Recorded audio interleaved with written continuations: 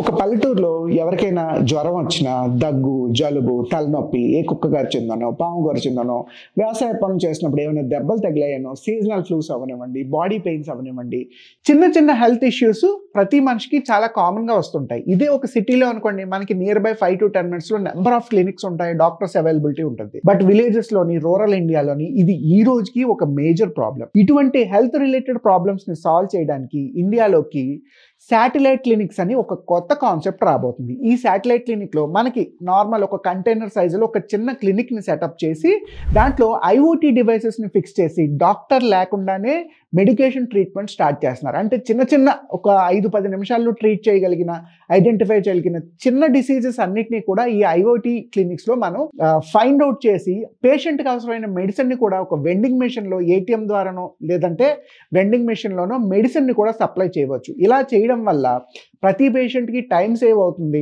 Money save అవుతుంది. At the same time first treatment near by లొకేషన్లో తొందరగా availability రావడానికి కూడా అవకాశం ఉంది. ఇటువంటి శాటిలైట్ క్లినిక్స్ని ఎస్టాబ్లిష్ చేయడం వల్ల రూరల్ ఇండియాలో మనం majority of the health issues అన్నిటిని సాల్వ్ చేయొచ్చు అండ్ పేషెంట్కి తొందరగా మెడికేషన్ అందించవచ్చు. ఎవరైనా health related startup model start చేద్దాము అనుకుంటే ఈ శాటిలైట్ క్లినిక్స్ 2025లో మోస్ట్ సక్సెస్ఫుల్ బిజినెస్ ఐడియా అవ్వబోతుంది.